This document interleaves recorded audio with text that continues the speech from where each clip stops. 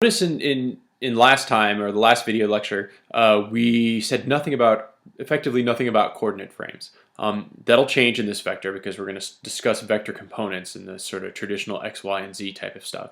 But this whole concept of vector components is based off of this sort of one physical insight on vector addition. So let's say we've got our vector r here, right? And we would maybe in the last one think of this as a sum of two vectors, right? So we think of it as sum vector A, sum vector, and then we've got, we got vector B here, right? And so we would write R equal sum vector A plus vector B. Okay, now the sort of insightful thing to look at this is to see this is an equality sign, right? So we can think of R, so we can think of adding A to B, and then so walking from A to B, right, and then giving us R. Or we can think about it sort of the other way, right, where we have vector R, and we can represent vector R as the sum of vector A and B. And so that's sort of giving us the hint of how we're going to think about components, right? We're going to think about components as some sort of arbitrary vector being equal to a vector that happens to lie along the x-axis, and then a vector that happens to lie along the y-axis, right? So let's go ahead and create a axis here, right? So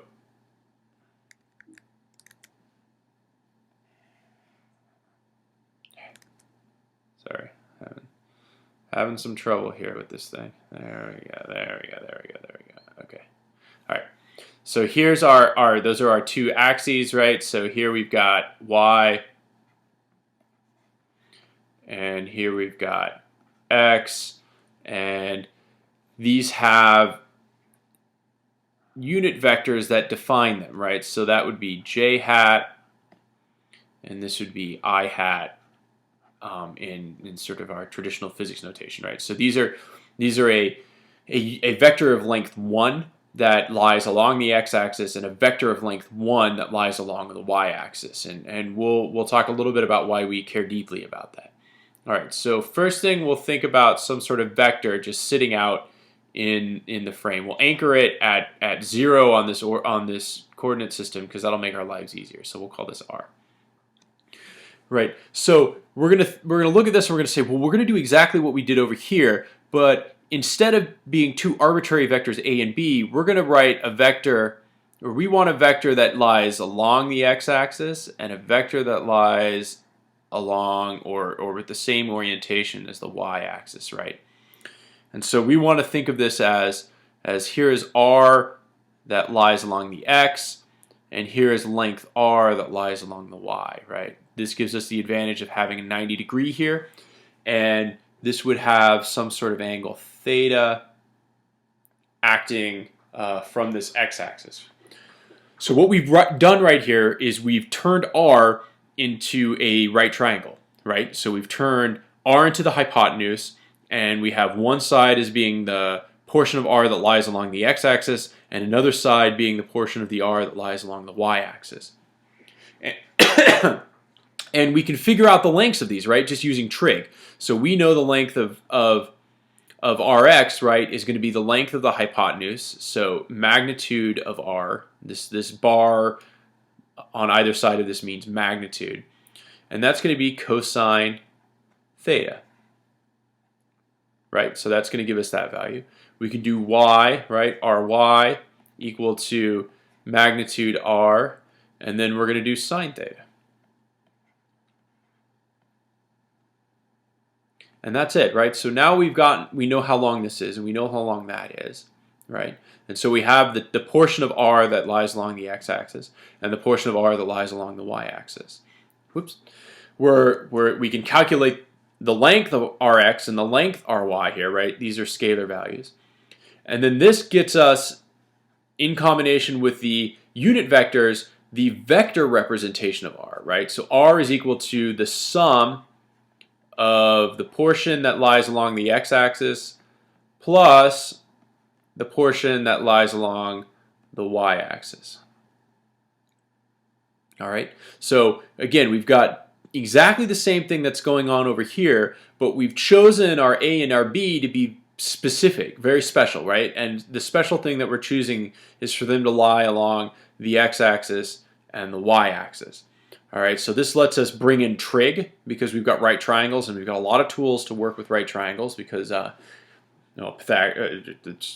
they're useful special triangles.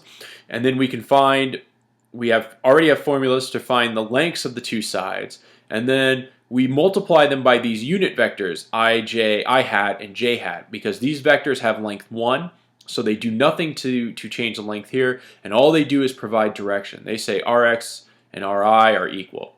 All right. Sorry. Rx lies along the x-axis and Ry lies along the y-axis. That's all that they mean. All right. So we can, because this is a right triangle, we can think about how long we can come up with an equation for the magnitude of r, right? So the magnitude of r in this case is equal to Rx squared plus Ry squared square root.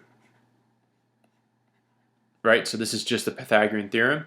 And then we could calculate theta using inverse tangent, right? So tan inverse opposite Ry over adjacent Rx.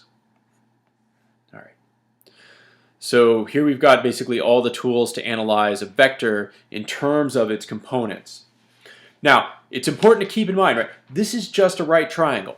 That's all there is to it. There is nothing. You should not let the fact that this is some sort of vector, some sort of weird mathematical line thing that we're going to deal a lot with, actually. Don't let it freak you out. This is a right triangle.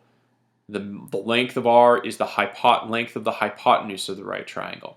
Okay? Everything you guys learned in trig still applies. So don't let it get you all sort of screwed up. Anyways.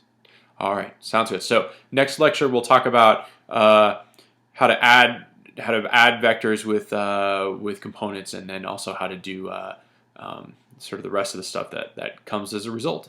All right, thanks.